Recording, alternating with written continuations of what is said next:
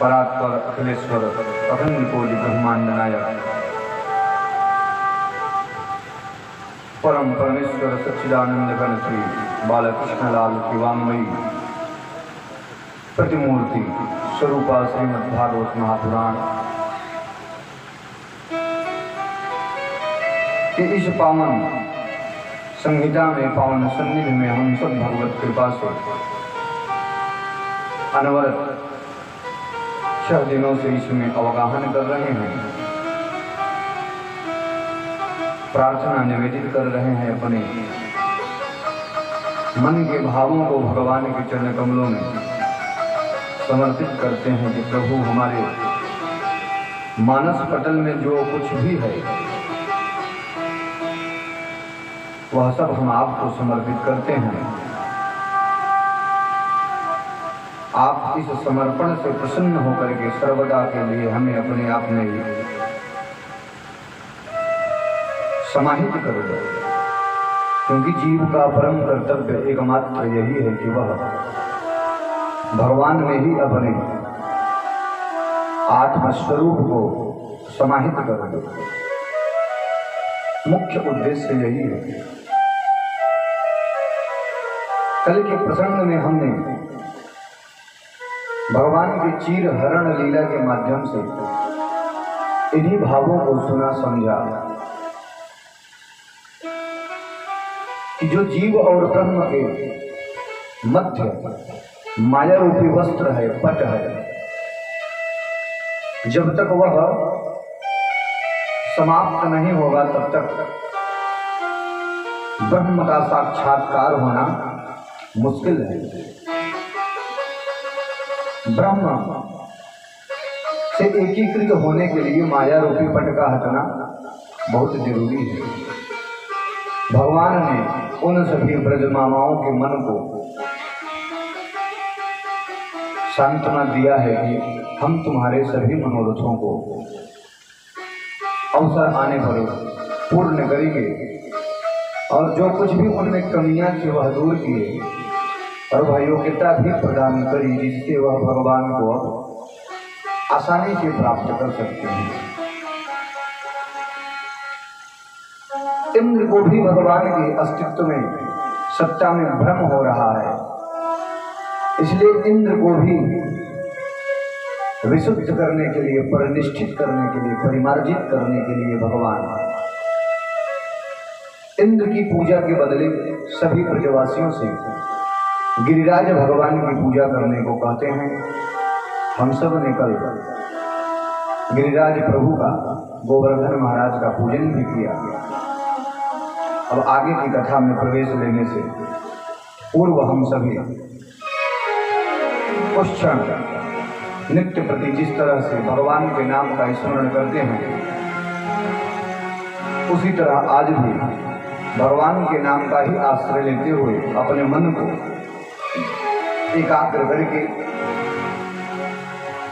पुनः कथा में प्रवेश करेंगे। सच्चिदानंद भगवान की जय हो। बोल हरि बोल, हरि हरि हरि बोल, केशव माधव गोविंद बोल। बोल हरि बोल, हरि हरि हरि बोल, केशव माधव गोविंद बोल। बोल हरि बोल, हरि हरि हरि बोल, केशव माधव गोविंद बोल। बोल हरि बोल, हरि हरि हरि बोल, केशव माधव गोविंद बोल।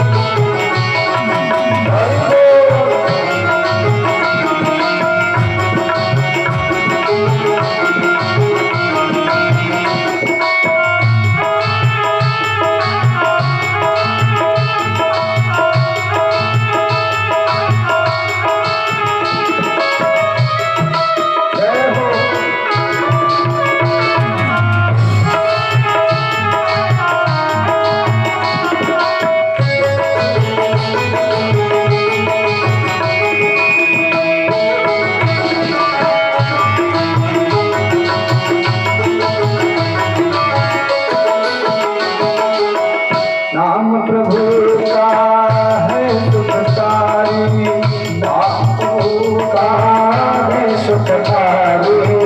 पाप कटेंगे क्षण में भारी, पाप कटेंगे क्षण में भारी। नाम प्रभु का है सुखकारी, नाम प्रभु का है सुखकारी।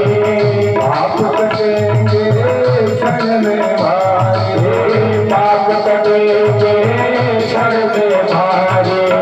नाम कपीले अमृत घोर, नाम कपीले अमृत घोर, नाम कपीले अमृत घोर, नाम कपीले अमृत घोर। बोल हरि बोल हरि हरि हरि बोल, बोल हरि बोल हरि हरि हरि बोल। ये सब माधव गोविंद बोलो, ये सब माधव गोविंद बोलो। बोल हरि बोल हरि हरि हरि बोल, ये सब माधव गोविंद बोलो। बोल हरि बोल हरि हरि हरि बोल, ये सब माधव गोविंद बोलो। जय हो, जय हो।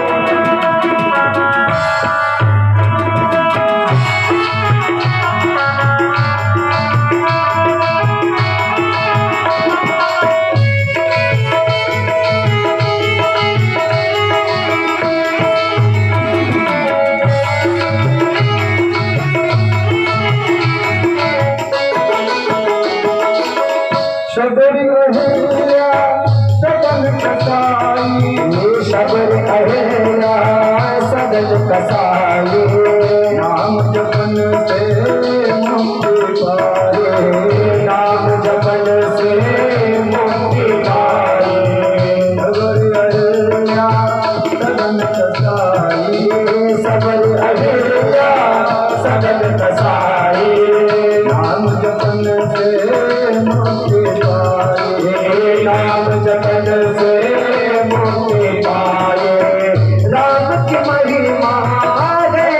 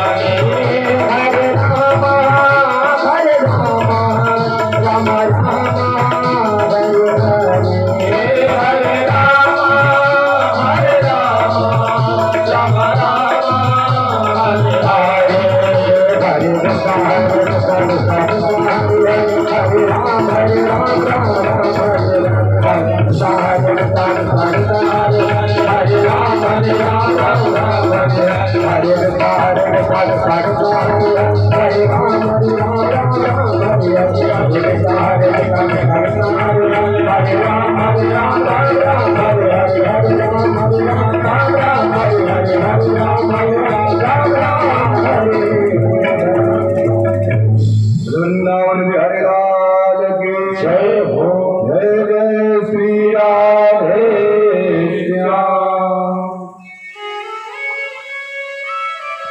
बड़े भाव से सभी ग्वाल बाल गोपी जन, नंद बाबा, यशोदा मैया, भगवान बाल कृष्ण, दाऊ भैया, सब लोग इस समय गिरिराज भगवान के पास में खड़े हैं। सब लोग पूजा पाठ संपन्न किए हैं। भगवान का भाव से भोग लग रहा है। 56 प्रकार के व्यंजन सभी नर नारी आबाल वृद्ध वनिता जो भी वहां पर उपस्थित हैं सब भगवान की पूजा में सम्मिलित हैं। भगवान का भाव से सभी भोग लगा रहे हैं और गिरिराज भगवान भाव से पाते जा रहे हैं। सबने विधिवत गिरिराज भगवान की जब पूजा कर ली तब भगवान कृष्ण कहते हैं कि अभी पूजा पूरी नहीं मानी जाएगी, क्योंकि गिरिराज भगवान का पूजा तब पूर्ण होगा जब इनकी परिक्रमा की जाएगी। इसलिए गोवर्धन जी की परिक्रमा का बड़ा महत्व है। तो सब लोग भाव से गिरिराज भगवान का परिक्रमा किए। पूजा के बाद परिक्रमा किए। परिक्रमा करने के बाद प्रणाम करके सब एक दूसरे को बधाई देते हुए प्रसाद वितरण करते हुए अपने घर को वापस चले आते हैं। अब इंद्र को लगा कि हमारी जिस दिन हर वर्ष पूजा की जाती थी इस वर्ष पूजा हुई नहीं। 1-2 दिन तक उन्होंने इंतजार भी किया,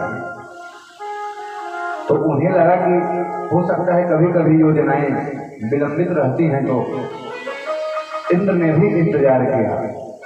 लेकिन जब कहीं से कोई उन्हें पूजा की आहट न मिली तो उन्होंने अपने दूतों को भेजा कि भैया ब्रजवासी हर वर्ष धूमधाम से मेरी पूजन किया करते थे, इस वर्ष कुछ समझ में नहीं आ रहा और जो निश्चित तिथि थी वह भी बीत गई। जाकर देखो वहाँ क्या चल रहा है। दूत लोग आते हैं और जब वहां पर गिरिराज भगवान के विग्रह को देखते हैं और सब लोग वहां पर गिरिराज महाराज की ही जय जयकार कर रहे हैं और उन्हीं के मंगल गीत गा रहे हैं, तो दूत दौड़ा दौड़ा आता है और इंद्र को बताता है कि प्रभु बड़ा गजब हो गया। इंद्र ने कहा कि क्या गजब हो गया? बोले इस बार आपका पत्ता साफ हो गया। बोले मतलब? बोले जो पूजन आपका होने वाला था वो गोवर्धन जी का हो गया।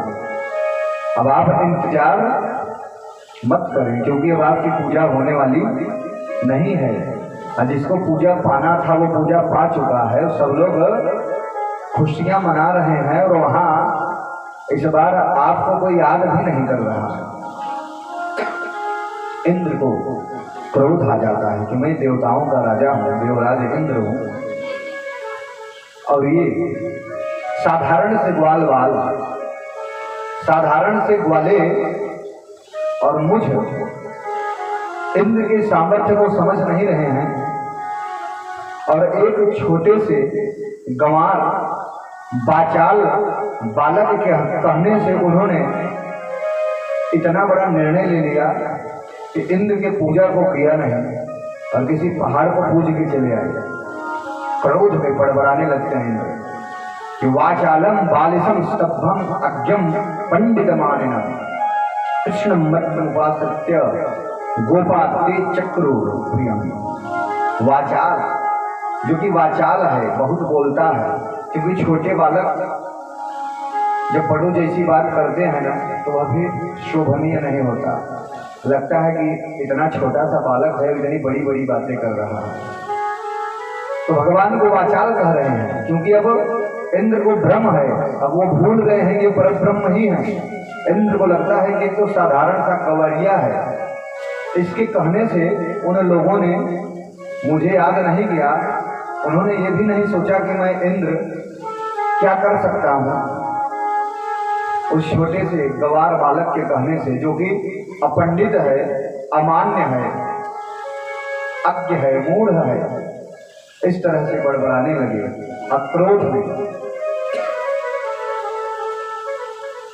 मेघों को बुलाए और बोले कि सामर्थक मेघ, जिनके पास सबसे ज्यादा जल का संचयन है, अगर वह पूरा जल गिरा दें तो उस विशेष क्षेत्र में बाढ़ आ सकता है, प्रलय जैसा माहौल दिख सकता है। इतना सामर्थ्य है उन लोगों मेघों के पास में, बादलों के पास में। उनको बुला करके इंद्र आदेश देते हैं कि तुरंत जाओ ब्रजमंडल में और इतना जल गिराओ, इतना जल गिराओ कि उनको अपने भूल पर पश्चाताप होने लगे। सब बादल इंद्र के कहने से, क्योंकि उनके तो अधिपति ही इंद्र हैं, ब्रजमंडल में इतना घनघोर बादल छाया कि दिन में ही अंधेरा हो गया। और इस तरह से वह बरसने लगे मूसलाधार बारिश। नाम का मूसलाधार नहीं, मूसल के सदृश ही धार गिर रही थी। शास्त्रों में ऐसी परिकल्पनाएं हैं कि जब महाप्रलय का समय आता है तब ऐसी बारिश होती है कि हाथी के सूंड के बराबर एक एक धार गिरेगी और पूरा पृथ्वी जलमग्न हो जाएगा। उसी के तरह आज सामर्थ्य मेघ जल बरसा, इतना जल गिरा कि सब लोग एकदम शीत से छटपटाने लगे, ठंड लगे। सब लोग कृष्ण के पास में आकर के प्रार्थना करने लगे, गोपा गोपेष्ट सीतार्था गोविंदम शरणम मेरे। हे गोविंद, तुम्हारे कहने से ही हम लोगों ने इस बार नया कार्य किया कि इंद्र की पूजा न करके हमने गिरिराज महाराज की पूजा करी, और लगता है इंद्र रूठ गए हैं, नाराज हो गए हैं और हम लोग शीत से पीड़ित हो रहे हैं। इसलिए कृपा करके हमारी रक्षा करें, हम सब आपके शरण में आ गए हैं। त्रात मर्हस देवान्ना कुपिताद भक्त वत्सल। अब देवराज इंद्र के कोप से हमारी रक्षा करें। भगवान भी कहते हैं कि जो हमारे शरण में आ जाता है उनकी रक्षा का कर्तव्य तो हमारा ही है। इसलिए तुम लोग चिंता मत करो। जो अनन्य भाव से भगवान के शरण में आ जाते हैं, भगवान निश्चित ही उनकी रक्षा करते हैं। सबको बोले कि जिस देवता की हम लोगों ने पूजा की है, अब इस संकट से वही हम लोगों को बचाएंगे। चलो सब लोग अपने देवता के पास में चलते हैं जिनकी हमने पूजा की है।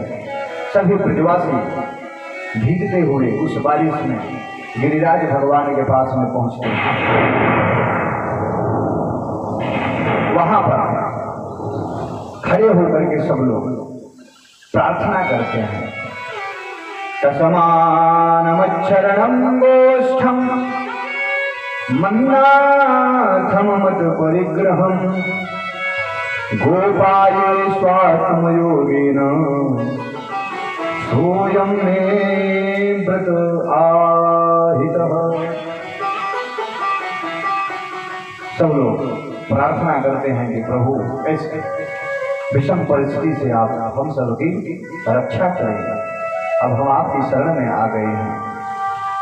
तब तक गोविंद कहते हैं कि आप सब लोग अपनी आंखें बंद करके भाव से उनसे प्रार्थना करें। जब सब ने आंख बंद करके गिरिराज भगवान से प्रार्थना करना प्रारंभ किया, तब गोविंद कहते हैं कि हमारे पास आदेश आ गया है। भगवान ने मुझसे एक बात कही, अब तुम लोग सुनो। उन्होंने मुझसे कहा कि इस समय एक ही उपाय है कि तुम लोग मुझे उठा करके छतरी की तरह, छाता की तरह ओढ़ लो। इसके अलावा कोई भी उपाय नहीं है। सब ब्रजवासी टेढ़ी नजर से गोविंद को देखने लगते हैं कि अच्छा मतलब गिरिराज भगवान को जो 7 कोस में लगभग 21 किलोमीटर में फैले हुए हैं, और हम लोग इतनी कम संख्या में हैं, इतने ऊंचे गिरिराज प्रभु, और हम सब इनको छाता की तरह उठा लें। हम लोग ठंड से कांपे जा रहे हैं, ठिठुर रहे हैं, परेशान हो रहे हैं, और तुझे मजाक की पड़ी है। भगवान भी मुस्कुराने लगते हैं कि मैं मजाक नहीं कर रहा हूं, भगवान ने यही आदेश किया है। बोले कि ये उठ जाएंगे, तो भगवान ने कहा कि प्रयास करने में क्या जाता है, भगवान ने आदेश दिया है तो जरूर कुछ न कुछ उन्हीं की कृपा होगी। हम लोग प्रयास करते हैं। तो सबने गिरिराज भगवान को पुनः दंडवत किया और उठाने का सबने प्रयास किया, और गोविंद ने अपने कनिष्ठिका अंगुली के ही सहारे इस तरह से गिरिराज भगवान को उठा दिया जैसे छोटे छोटे बालक बारिश के दिनों में कुकुरमुत्ता को उखाड़ करके खेलने लगते हैं। इस तरह से अपनी कनिष्ठिका अंगुली पर गिरिराज को धारण कर लिया। बोले गिरिराज भगवान की जय हो। सबके सहारे भी लिए हुए हैं भगवान, अपने कनिष्ठिका पर धारण किए हुए हैं। 7 वर्ष के गोविंद 7 कोस के गिरिराज को 7 दिन और 7 रात तक धारण किए हुए। और सभी ब्रजवासी कहते हैं कि लाला, आज तक हम लोगों को पता ही नहीं था कि हम लोग इतने पहलवान हैं। इतना समय बीत गया, हमारे पूर्वज भी आए चले गए, लेकिन हम लोग इतने पहलवान हैं हम लोगों को तो पता ही नहीं था। आज तेरी वजह से हम लोगों को अपने बल का पता तो चला कम से कम। भगवान भी कहे कि हाँ, इसीलिए मैं कहता था कि ये जो दूध दही मक्खन बेच दिए जाते हैं, इसे खाओ, और देखो उसी दूध दही मक्खन का बल आज तुम लोगों के पास इतना हो गया है कि तुम सबने मिल करके गिरिराज को उठा दिया। सबने उनको धन्यवाद दिया कि तेरी बदौलत आज हम सब में इतना सामर्थ्य है। भगवान भी अंदर अंदर मुस्कुरा रहे हैं, अंदर हालचाल भी हो रहा है। और धीरे धीरे जब 7 दिन बीतने को चले तो ब्रजवासियों ने कहा, लाला, हम लोग इतने दिन से इस पर्वत को उठाए हैं और सबने बारी बारी से अपने हाथ को, सर को, कंधों को हटा भी लिया। कोई कोई बैठ जाते हैं, कोई कोई लेट जाता है, लेकिन हम लोग देख रहे हैं कि तू लगातार अपने हाथ को ऐसे ही उठा के रखा हुआ है। एक काम कर, तू आराम कर ले। भगवान बोले कि तुम लोग संभाल लोगे ना? उन लोगों ने कहा कि अच्छा, तो तुझे लगा कि तू संभाल के रखा हुआ है। हम सब इतने मोटे तगड़े ग्वाल इतना प्रयास कर रहे हैं और तुझे लग रहा है कि वो अकेले ही इसको उठा लिया है। कोई बात नहीं है, बालक है, तू भी थोड़ा सा आराम कर ले, फिर आ जाना। भगवान ने कहा फिर सावधान हो जाओ तुम लोग। बोले चिंता मत कर। जरा सा भगवान ने अपने अंगुली को ढीला किया तो सब ने जो भी लाठी डंडा लगा के, हाथ कंधे लगा के खड़े थे, सब चटाचट करके टूट गए। सब अरे भैया संभाल कर रखियो। भगवान फिर अपनी स्थिति में आ गए। उन लोगों को महान आश्चर्य हुआ। वो लोग सोच रहे थे, मुझे लग रहा था कि हम लोगों ने उठा के रखा है, ये तो कन्हैया के ही अंगुली का तेज है कि गिरिराज भगवान इस पर टिके हुए हैं। बोले भैया थोड़ा सा तुम और अपनी अंगुली नीचे कर लेते, आज तो हम सबके कंधा भी टूट जाते और सर भी टूट जाता। सबको आश्चर्य होने लगा कि छोटा सा बालक इतना लंबा चौड़ा पहाड़ को उठा लिया है। नंद बाबा से पूछते हैं, बाबा ये कन्हैया तेरा ही लड़का है क्या? नंद बाबा अलग से चिंतित हो जाते हैं। बोले अब इसमें कौन सा संदेह हो गया तुम लोगों को? इतने दिन से तो मेरा ही लड़का है।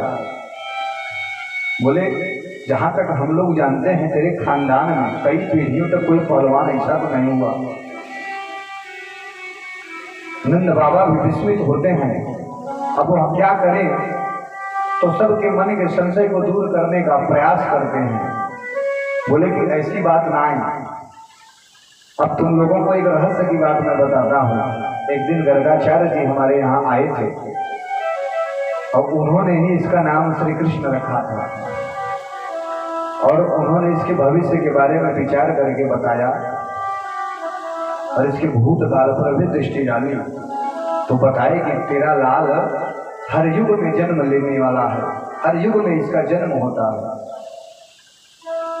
और ये हर संकट की घड़ी में तुम सबकी रक्षा करने वाला हो।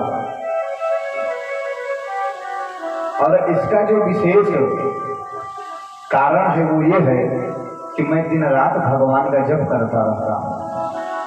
जब यह पैदा नहीं हुआ था तब भी मैं जप करता था, ब्राह्मणों से अनुष्ठान कराता था, पूजा पाठ हवन कराता था। तो भगवान की बड़ी कृपा है मेरे बेटे के ऊपर। है वह साधारण सा ही बालक, ऐसा कोई विशेष बात नहीं है, लेकिन यह है कि और लोगों से ज्यादा भगवान की कृपा है उस पर। उसकी कुंडली में यही फलादेश हुआ था। सबने सोचा कि हाँ हो सकता है, लेकिन फिर भी भरोसा नहीं कर रहे थे। तो कन्हैया से क्षमा प्रार्थना करते हैं कि भैया देख, अभी भी मुझे कोई भरोसा नहीं हो रहा है। तो हम लोगों के जैसा कोई ग्वाल है, तो निश्चित ही भगवान है, इसलिए हम लोगों को माफ कर देना भैया, क्योंकि जाने अनजाने में हम लोगों ने बहुत ऐसे व्यवहार किए होंगे तुम्हारे साथ जो कि भगवान के साथ नहीं करना चाहिए। लेकिन सच बता रहे हैं, हम तो तुम्हें अपना सखा और मित्र समझ के इस तरह का व्यवहार करते थे, इसलिए तुम उसका बुरा मत मानना। आगे से हम लोग सावधान रहेंगे। भगवान को लगा कि ये सीधे साधे ग्वाल बाल, इनके माधुर्य रस में ही आनंद है, ऐश्वर्य भाव आ जाएगा तो ये जो पूरा ब्रज का रस है यह बिगड़ जाएगा। तो भगवान ने सबको बताया कि ऐसी विशेष बात नहीं है, तुम लोग झूठ मूठ का मुझे भगवान मत बनाओ। एक बात मैंने भी तुम लोगों से छुपा रखा था। ये मेरे जो भगवान है ना, गोवर्धन प्रभु, इन्होंने मुझे एक मंत्र दिया था पहले ही कि कभी जरूरत पड़े तो उस मंत्र को जब तुम पढ़ दोगे तो सबके बल और ताकत तुम्हारे अंदर आ जाएंगे। वो बाली वाला किस्सा तुम लोगों ने नहीं सुना है? राम भगवान इस समय में जब सुग्रीव और बाली हुए तो उनको नहीं ये कला थी कि जो जिनको वह देख लेता था सामने से उसका बल हरण कर लेता था। यही क्रिया है, इसी क्रिया का फल है। तो मुझे भी मेरे भगवान ने ऐसा मंत्र दिया था और तुम सब टुकुर टुकुर मुझे देखते थे तो तुम सबके बल मेरे अंदर आ गया था, बस और कोई विशेष बात नहीं है। सीधे साधे ग्वाल वाल बोले, तभी मैं समझूं कि आजकल हम लोग इतना कमजोर क्यों हो गए हैं। मतलब यह है कि सारा बल मेरा तूने ले लिया है। फिर सब लोग जो है आनंद से, सखा भाव से भगवान से स्नेह करने लगते हैं। और जब 7 दिन बीत गया तो इंद्र आए, मेघों से पूछा कि क्या हाल चाल है। बोले जितना था सब बरसा दिए। बोले क्या प्रभाव है? बोले कुछ नहीं, सब पहाड़ का छाता बना करके नीचे आनंद से सब लोग वहां भी आनंद कर रहे हैं। इंद्र को लगा कि इतने बड़े बड़े मेघ हैं जिनमें प्रलय लाने जैसा सामर्थ्य है, लेकिन फिर भी ये लोग सुरक्षित रहे। मेघ लोग तो क्षमा याचना करके चले गए। बोले कि प्रभु हमारे पास जितना सामर्थ्य था हमने उसका पूरा प्रयोग किया, लेकिन वो जो सांवला था उन लोगों का सरदार है, आपकी सारी योजना को उसने बेकार कर दिया और हम लोग कुछ भी ना कर सके। तब जाकर के इंद्र को भी लगा कि ये कोई साधारण सा बालक नहीं है, और वह आकर के भगवान के चरणों में गिर पड़ते हैं, दंडवत करते हैं कि प्रभु हमसे भी भूल हो गई, लेकिन आप तो कृपा सिंधु हैं, आप करुणा के अवतार हैं, और निश्चित ही मुझ जैसे मूर्खों को परिमार्जित करने के लिए ही आप समय समय पर अलग अलग अवतार भी लेते हैं। और आज आपने मेरे मन के सारे मलिनता को दूर करके एकदम अपना विशुद्ध भक्त बना दिया है। इस तरह से इंद्र भगवान की स्तुति करने लगते हैं। भगवान भी इंद्र को कहते हैं कि ऐसी बात है इंद्र कि जिसे मैं अपना बना लेता हूं,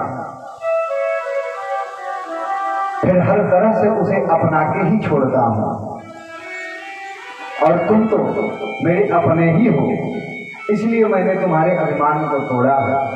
और जो कृष्ण की भक्ति करते हैं तो सबसे पहले भगवान उनके अभिमान को ही तोड़ते हैं, क्योंकि जब तक अभिमान नहीं टूटेगा तब तक समर्पण वाला भाव नहीं आएगा। भगवान कहते हैं कि मेरी भक्ति जो करते हैं हर तरह से मैं उन्हें इतना तोड़ देता हूं कि फिर चारों तरफ से वह विमुख होकर के विवश हो जाते हैं मेरे पास आने के लिए। आज मैंने वही कार्य तुम्हारे साथ भी किया है, अब तुम पक्के हो गए हो, जाओ मेरा तुम्हारे साथ आशीर्वाद सदा बना रहेगा। इस तरह से इंद्र को भगवान ने आशीर्वाद दिया। उसी समय सुरभि धेनु वहां पर आती हैं और भगवान का दुग्धाभिषेक भी करते हैं। मामैश्वर्य श्रीमदान्धो दण्डपाणिं न पश्यते तं भ्रंशयामि सम्पद्भ्यो यस्य चेच्छामनुग्रहम्। इस तरह से इंद्र ने स्तुति किया, सुरभि ने दुग्धाभिषेक किया, और आज उस सुरभि गाय और इंद्र ने मिलकर के भगवान को गोविंद नाम दिया। गो कहते हैं पृथ्वी को भी, गो कहते हैं इंद्रियों को भी, और गो कहते हैं गाय को भी। तो साक्षात धरणी पृथ्वी ही आज गाय बन करके इस समय इंद्र की सारी इंद्रियां भगवान के अंदर समायोजित हो गई हैं, समाहित हो गई हैं, और उन्होंने अभिषेक करके और इन सब की रक्षा करने का श्रेय भगवान को देते हुए कहा, आज से आप गोविंद हैं। बोले गोविंद भगवान की जय। इस तरह से इंद्र का मान मर्दन करते हुए प्रभु उन्हें भी अपना परिमार्जित परिशुद्ध भक्त बना लेते हैं। अब एकादशी का दिन आ गया। एकादशी का व्रत रखते हैं नंद बाबा, निर्जल। उस दिन कुछ भी आहार नहीं लेते, न तो कुछ फलाहार लेते हैं, न तो जल ही पीते हैं। दिन भर तो उन्होंने बड़े नियम संयम से अपना व्यतीत किया, और शयन की मध्य रात्रि में ही उनकी निद्रा खुल जाती है,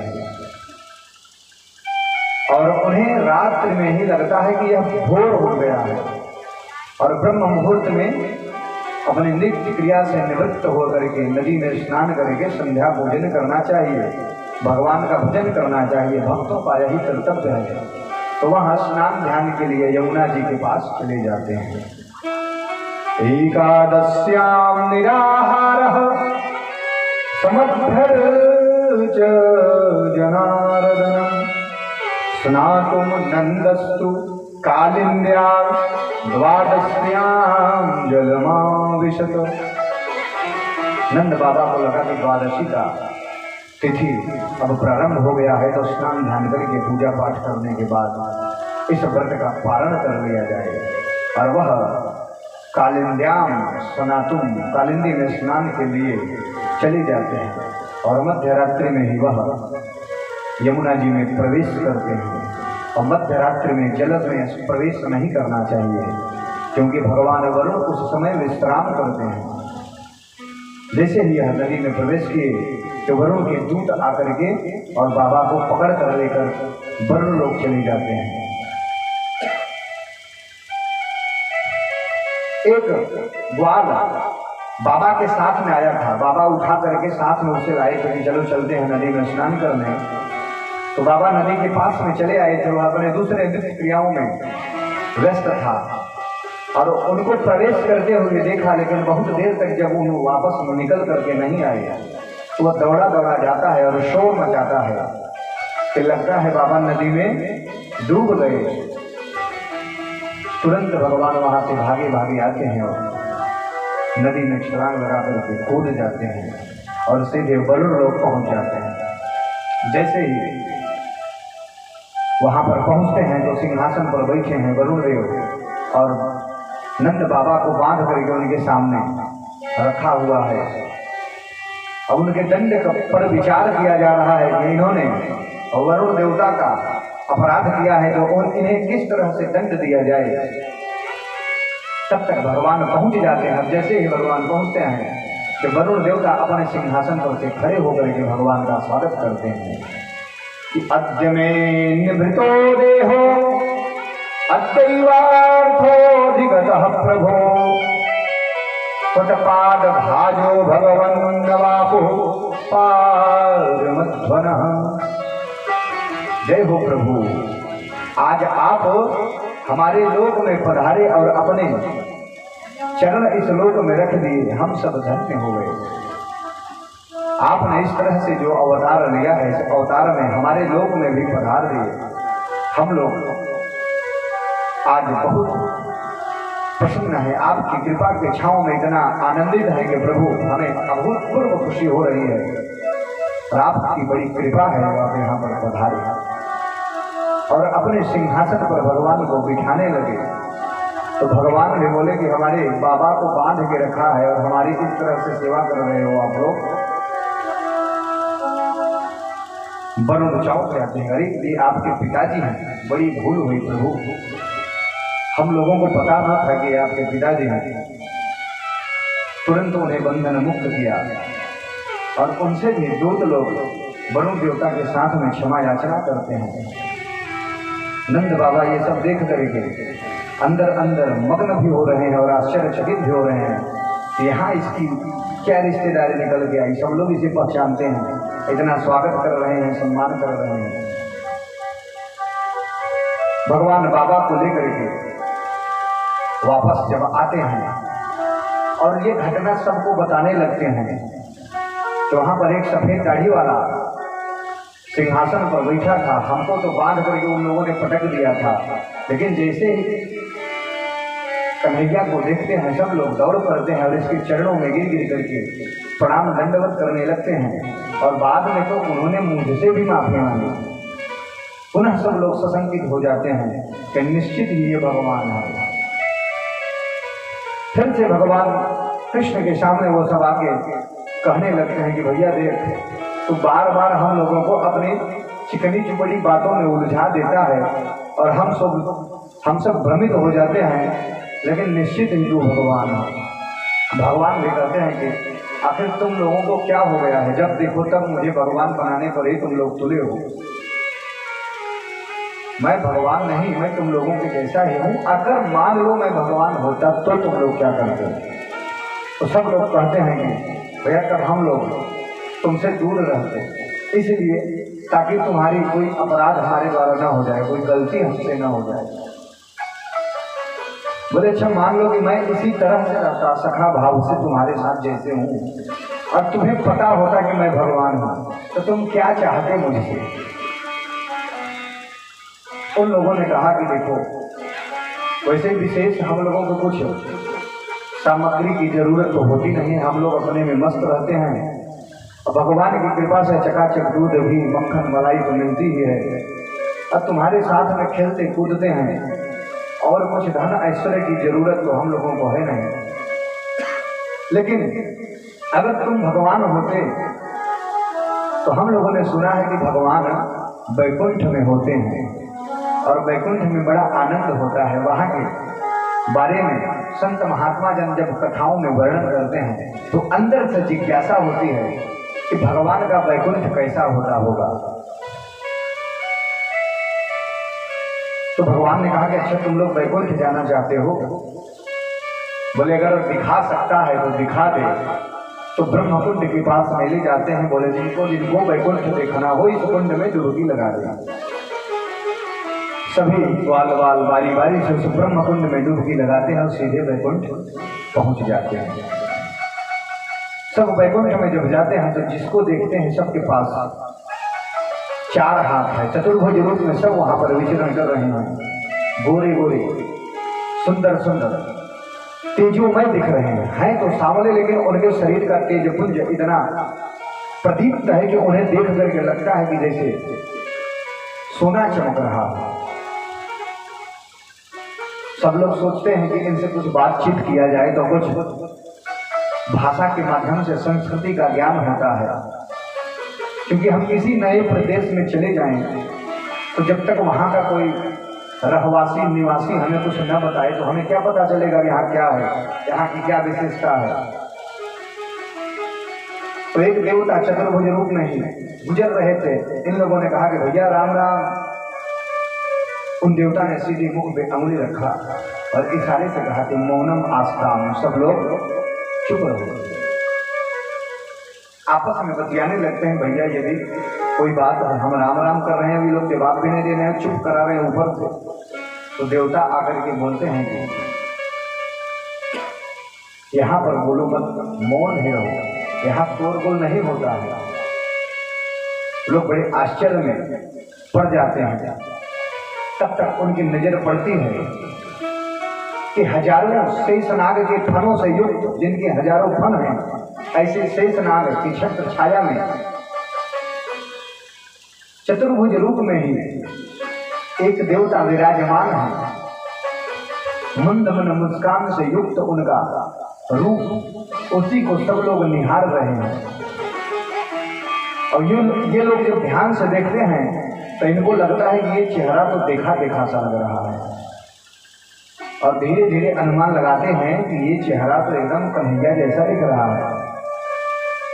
तब तक दूसरे दिशा में नजर पड़ती है तो देखते हैं कि चतुर्मुखी ब्रह्मा जी भी वहां पर उपस्थित हैं और अपने चारों मुखों से, चारों वेदों के माध्यम से भगवान के मंगलाचरण कर रहे हैं, भगवान की प्रशंसा स्तुति गा रहे हैं।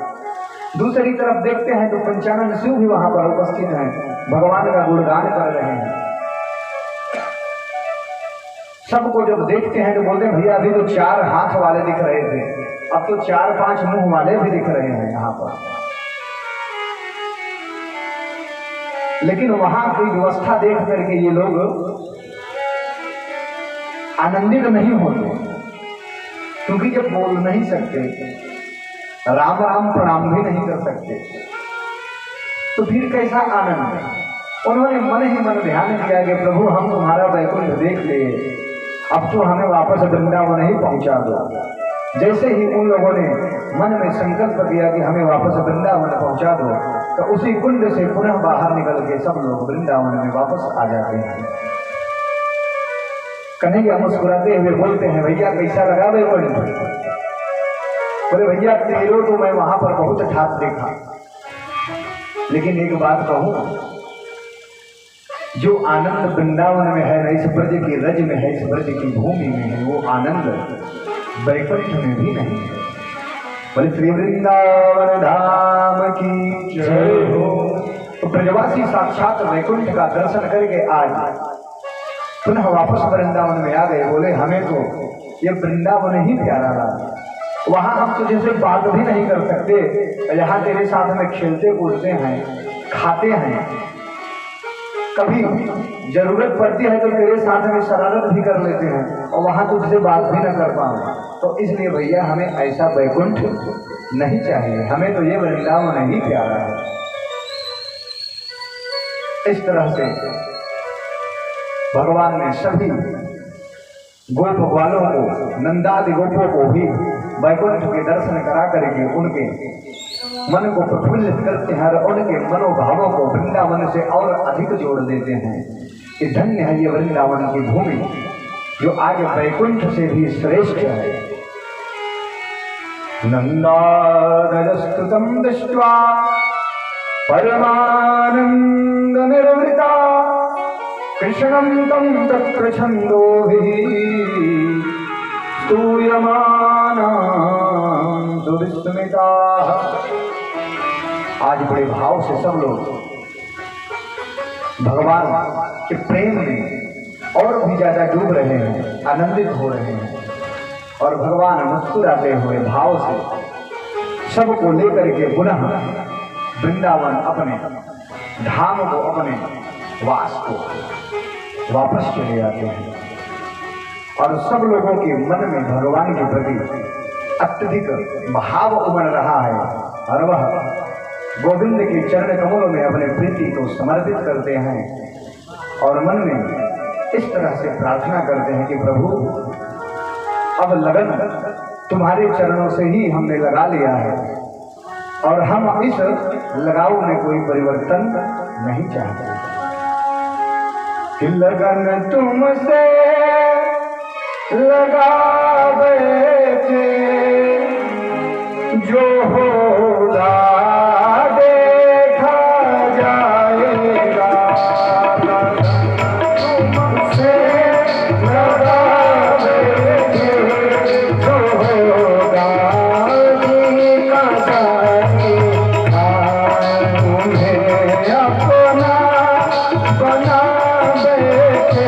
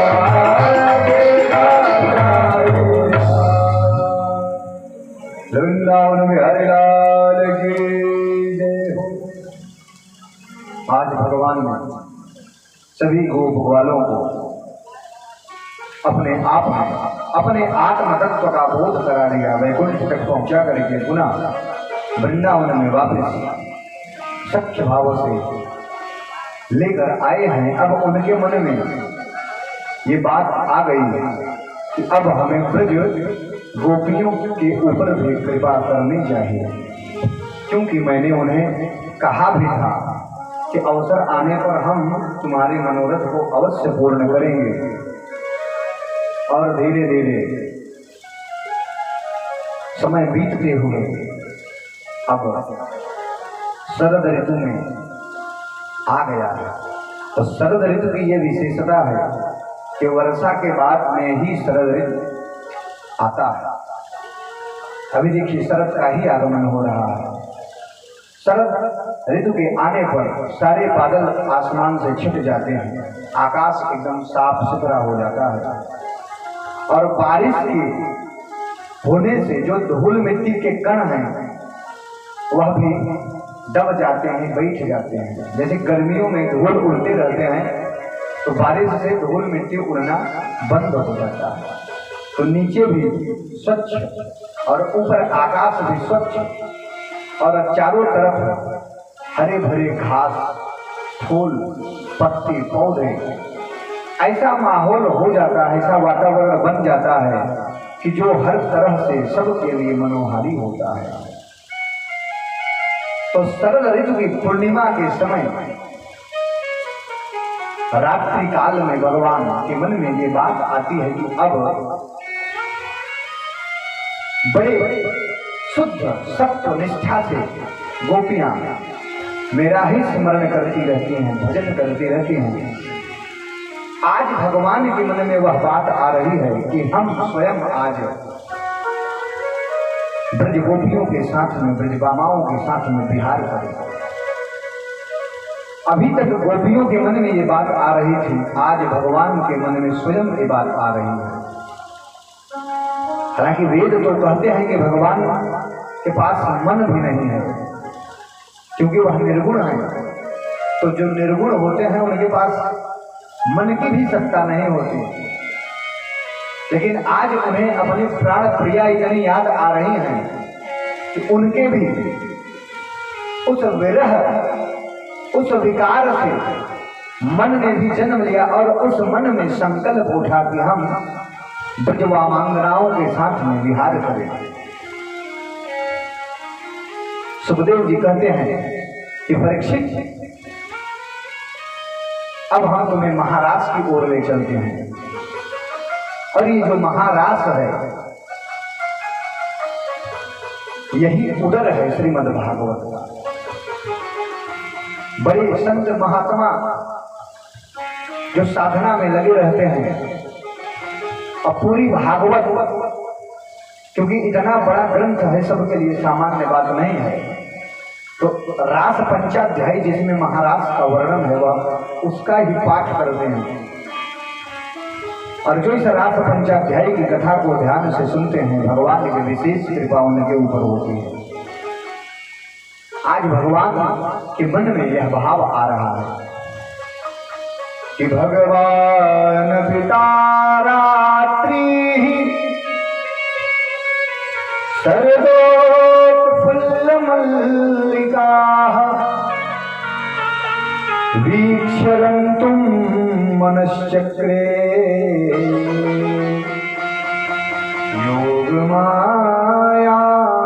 योगमायामुपाश्रितः। भगवान योग माया की उपासना करते हैं। योग माया उपासितः भगवान तारात्रि वीक्ष मनश्चक्रे रंतुम कदा शरदोत्फुल्ल मल्लिका। आज भगवान कन्हैया, कृष्ण, गोविंद ऐसे शब्दों का प्रयोग नहीं कर रहे हैं सुखदेव जी, भगवान पिता रात्रि। इसलिए इस रास लीला को सुन करके, पढ़ करके जिनके मन में ऐसा भाव आता हो कि यह सांसारिक लोगों के काम जैसा काम आने वाला है तो वह पहले से ही सावधान रहे, क्योंकि यह कोई कामी पुरुष नहीं बल्कि भगवान है। इसलिए कहते हैं कि भगवान भी तारात्रि ही उस रात्रि में, किस रात्रि में, शरदोत्फुल्ल मल्लिका, जो शरद पूर्णिमा की रात्रि में चांदनी की किरणों में कलर उभरती हुई उस पूरे वातावरण में। और उन्होंने इस दिन को चुना भी इसलिए है कि कभी कभी कामदेव को भी अपनी क्षमता का मान हो जाता है, अभिमान हो जाता है। तो भगवान कामदेव को भी चुनौती दे रहे हैं कि बेटा हम तुम्हें भी पूरा अवसर प्रदान करते हैं, और आज का जो दिन है हर तरह से तुम्हें ताकत देने वाला है। क्योंकि कभी कभी कोई व्यक्ति किसी भी युद्ध में, चाहे जीवन के युद्ध हो, चाहे पारिवारिक युद्ध हो, सामाजिक युद्ध हो, आपसी तनाव हो, पढ़ाई लिखाई शिक्षा दीक्षा हो, जब असफल हो जाते हैं तो कुछ कारण बताते हैं कि शायद ये व्यवस्था रही होती तो आज मैं उस स्थान पर होता। तो कामदेव को भी चुनौती देते हैं भगवान की सब कुछ तुम्हारे अनुकूल है, क्योंकि शरद ऋतु में न तो गर्मी होती है न तो ठंड होती है, इसलिए मौसम बड़ा बढ़िया होता है। और सांसारिक लोग ऐसे समय का उपयोग करते हुए घूमने टहलने का भी योजना बनाते रहते हैं, क्योंकि ये जो समय होता है मन में क्रीड़ा करने का भाव उत्पन्न होता है, मनोरंजन करने का सहज ही भाव उठता रहता है। तो भगवान ने भी शरद ऋतु को और उसकी पूर्णिमा की रात्रि को, क्योंकि उस पूर्णिमा में जो चंद्रमा की किरणें निर्बाध रूप से पूर्ण और हर समय की अपेक्षा ज्यादा उज्ज्वलित दिखाई देती है, ऐसी चांदनी रात, मौसम भी अनुकूल, चारों तरफ का जो वातावरण है, लता पत्र, घास, पेड़ पौधे, पत्ते, वह भी पल्लवित है, कुसुमित है, जो कि मन को एक ऐसे स्थान पर ले जाने का प्रयास करते हैं जो कि व्यक्ति को मदान्ध कर देता है। और ऐसे वातावरण में कामदेव अपने पूर्ण प्रचंडता के साथ में उपस्थित होता है। तो भगवान ने इसलिए भी शरद पूर्णिमा की रात्रि का चुनाव किया। लेकिन सुखदेव जी कहते हैं कि ये कोई साधारण बालक नहीं है। कौन है? भगवान, अब भगवान है। उन्होंने किशोरी जी का स्मरण किया, जो कि उनकी योग माया है, जो कि उनकी एक अभिन्न अंग है। उनका स्मरण कर करके उन्होंने भाव से बड़ी मधुर बांसुरी बजाई आज। और जब उन्होंने अपने बंसी पर धुन छोड़ा, इसके पहले जब माधव बंसी बजाते हैं तो कहते हैं कि सर्वभूत मनोहरान। सर्वभूत का मतलब जितने भी जीव हैं, चाहे वह मानव है, चाहे वह पशु पक्षी हैं, वृक्ष हैं, सब उस बंसी से झूमते हैं, आनंदित होते हैं और सबको वह धुन सुनाई देती है। लेकिन आज जब बंसी बजाए हैं तो यह सबको नहीं सुनाई दे रहा है। एक वेणुरवं राजं सर्वभूत मनोहरम, जब पहले बंसी बजाते थे, और आज जब बंसी बजा रहे हैं तो जगौ कलमवाम दृशाम मनोहरम। आज की बंसी सिर्फ उन ब्रज की स्त्रियों को सुनाई दे रहा है, भगवान ने जिनका चीर हरण किया था। सभी गोपियां उस बंसी को धुन को सुनती हैं,